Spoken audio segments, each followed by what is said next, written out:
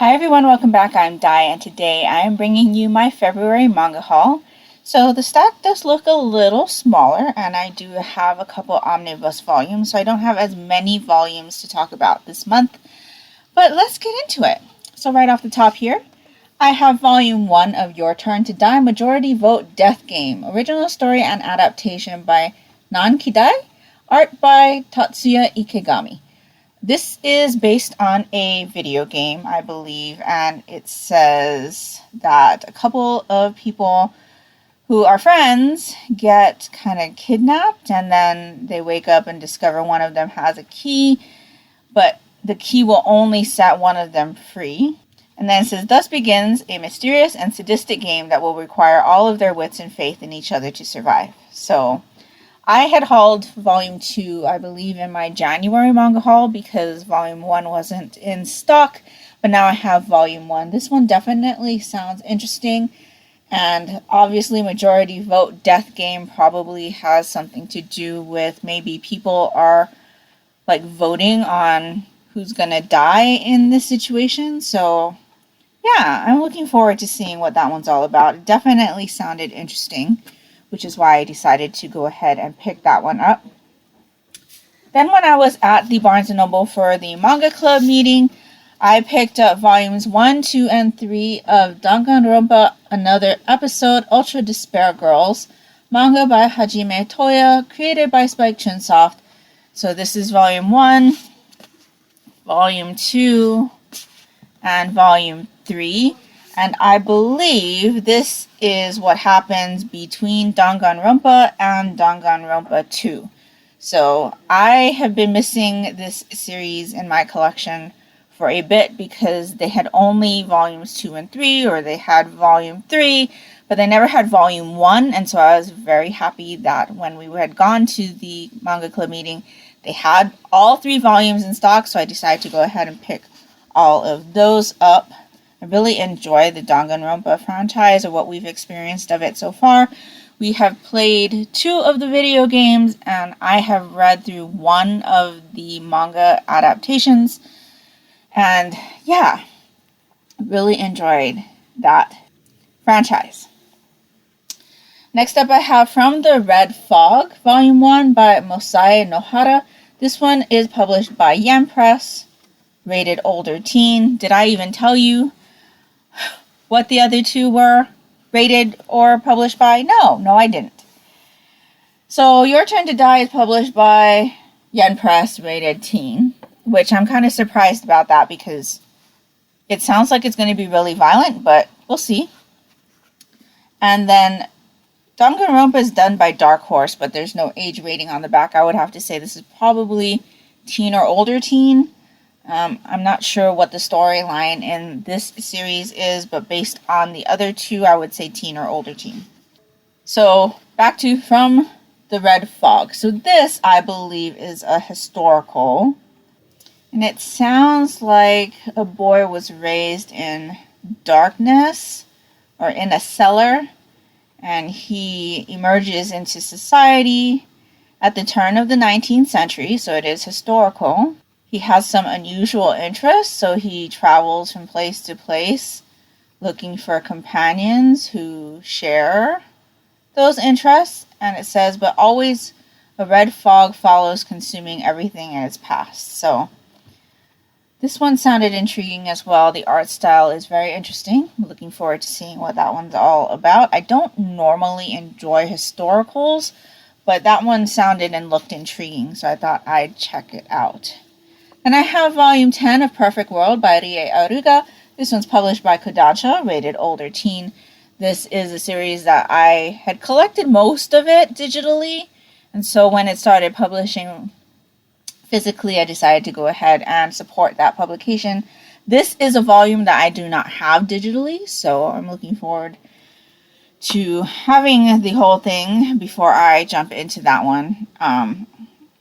For some reason, I thought volume 10 was the last one, but it's not.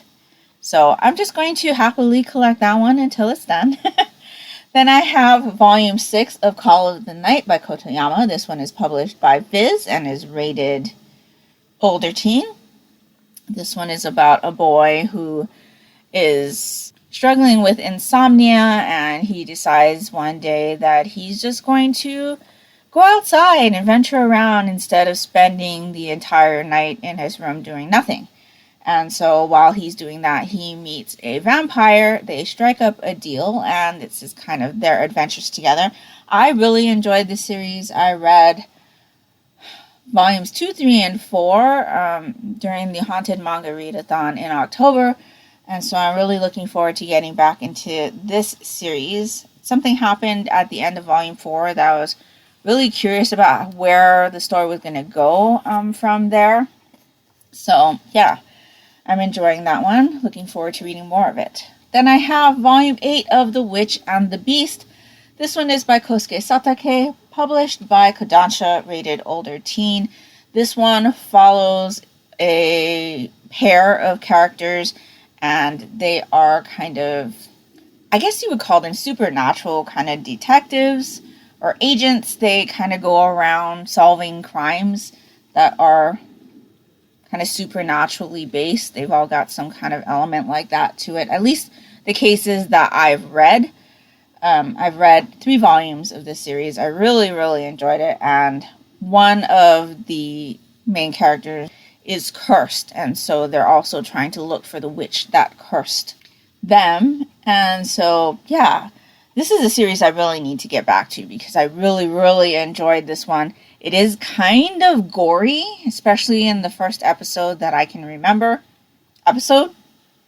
Especially in the first volume that I can remember. And so I really need to go back and reread the first 3 volumes and continue it because I was super intrigued. I really enjoyed it. And the art style is rather different. So, yeah. Next up, I have Volume 2 of Creepy Cat. So this one follows our character on the cover who moves into a mansion, who finds out that the mansion is occupied already by Creepy Cat. And so this one is by Cotton Valent, published by 7 Seas, rated ages 10 plus. And so I just thought it looked super cute. That cat is adorable. And so I'm looking forward to seeing what that one is like. It is full color, so that's really interesting. I didn't know that. Next up, I have Volume 11, the final volume of Sweat and Soap. So this one is by Kintetsu Yamada, published by Kodansha, rated older teen. I'm sure you all know what this one is about. I collected a majority of this series digitally, so I have volumes 1 through 10 digitally, but I decided to go ahead and pick up volume 11 physically. When I collect digitally, I like to have a volume on my shelf physically to remind me that I have the rest of it, because too often I collect stuff digitally and I forget. And so, yeah, since there was only 1 volume left, I decided to go ahead and pick that up physically. Heard lots of great things about this series, and so I'm looking forward to eventually checking that one out.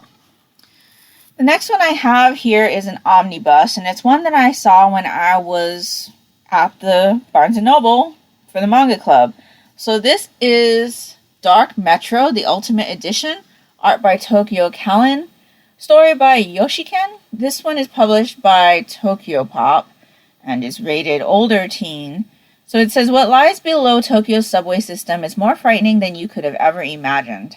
Deep beneath Tokyo, there exists a rift between this world and the next, a gateway to a world of spirits and death. In this collection of bone-chilling shorts follow the twisted tales of death and hauntings that inhabit this horrifying underworld.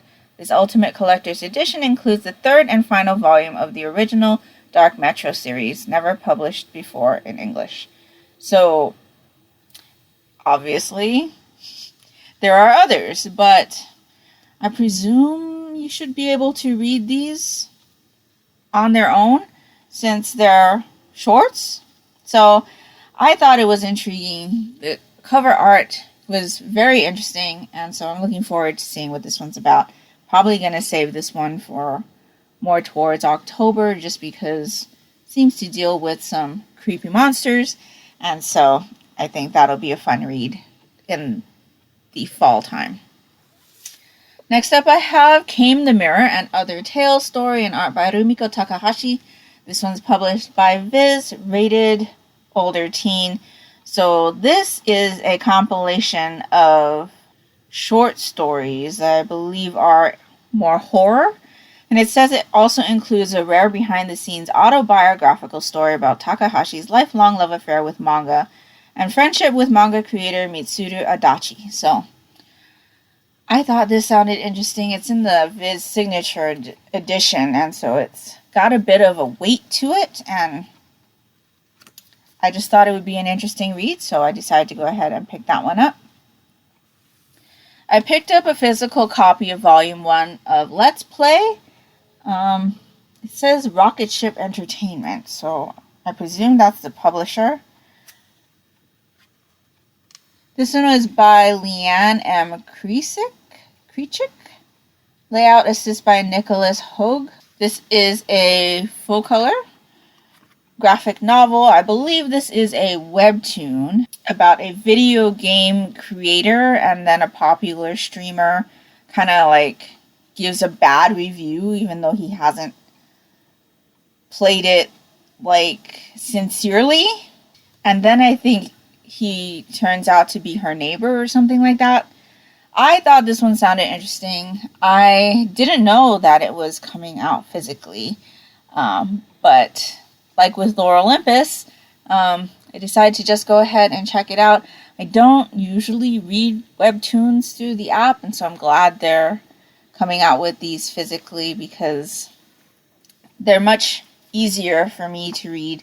Don't like to read on digital screens, often just because, working all day on a computer and then, watching television is on a screen, and then if I'm reading on a screen too, it's just not great. But I'm glad to check that one out. It did sound interesting, and with the whole gaming aspect, I also thought it would be interesting as well. So yeah. Then I have the final volume, I believe, of Star-Crossed by Junko. This one is published by Kodansha, rated older teen, about the body swapping of a fan and her idol crush, I guess. And so, yeah, I didn't know the series was going to be so short, but I'm glad that I have it all, and it sounds like it's going to be a fun ride, and a fast read, considering there's only 4 volumes. Next up, I have Volume 2 of Semel Paris, story and art by Jun Ogino. This one is published by 7 Seas, rated older teen.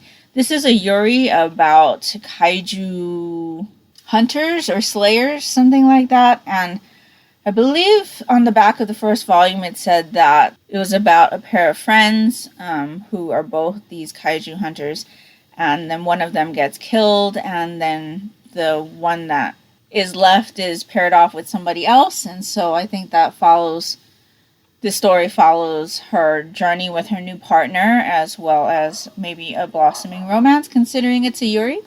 So I thought the premise of this one sounded interesting. I'm looking forward to checking that one out.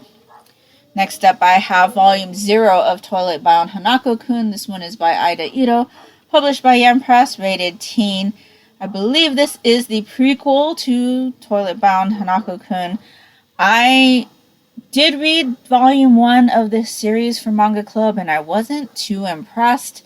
I definitely am interested in Hanako-kun's backstory, though, so I'm hoping that's what this volume will give me, and then maybe I'll be able to get a little bit more into the series. So pick that one up in hopes that it will intrigue me enough and give me the information I need to become interested in continuing with that series.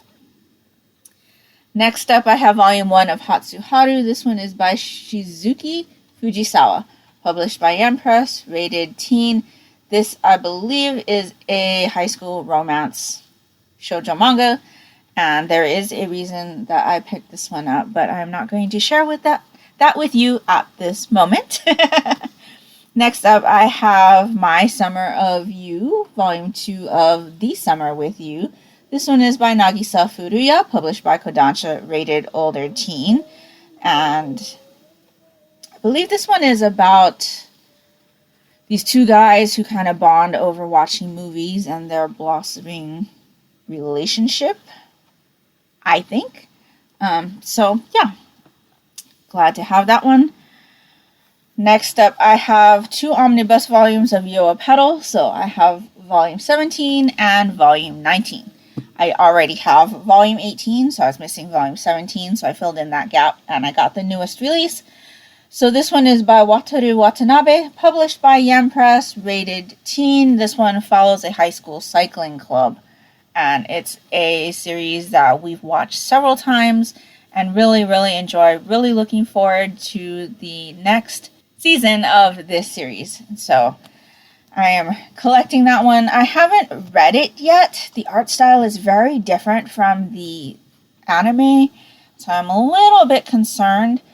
But yeah, it is a series I enjoy. I really enjoy watching that cycling team go through its growth and all of their trials and tribulations, if you will, and seeing like the growth of the characters and all of that. And so I have no doubt that it's going to be a series that I enjoy reading.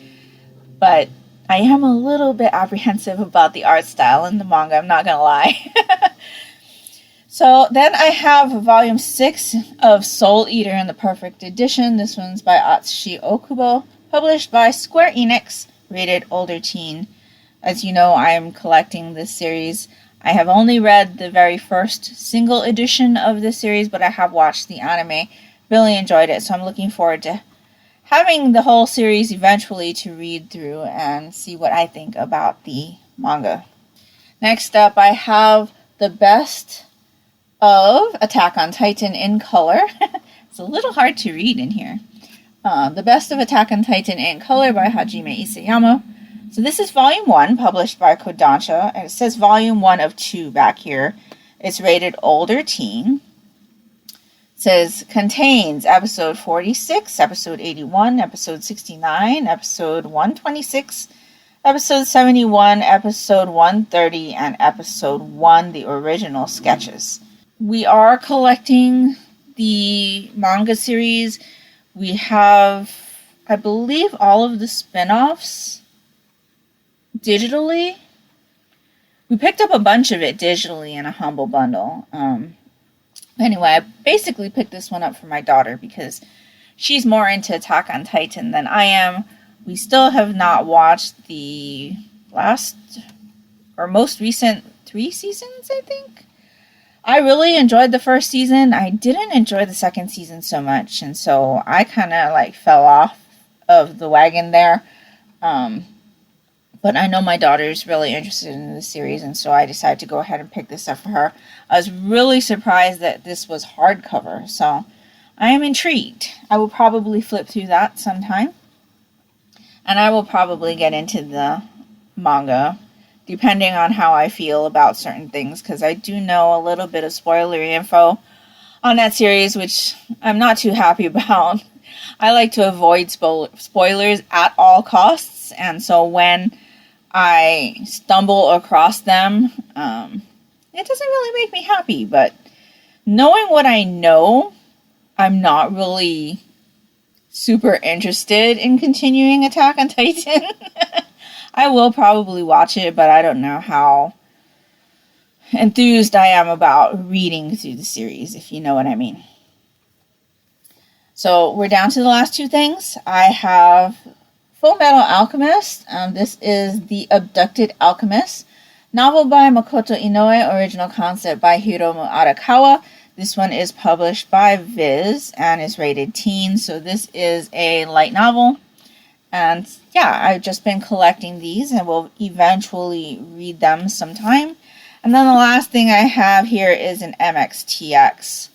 Heaven's Official Blessing, Volume 2. So I have not yet read Volume 1, but these covers are gorgeous. I will eventually read them, and I am intrigued. I am more intrigued in the series now than I was when I first saw the adaptation cross my next Netflix screen. But yeah, I think eventually, sometime this year, I will pick these up because I am intrigued. It's just I'm really busy with my readathon reading at the moment. And so, yeah, that will do it for everything that I've picked up in the month of February. My March haul has already started coming in, and it's already about this much. So I don't think we've received everything yet. And at this point of the month when I'm recording this, I have not yet gone to my manga club meeting. So I presume that when I go there, I'm going to collect a lot more than I had put down on my list of pre-planned purchases.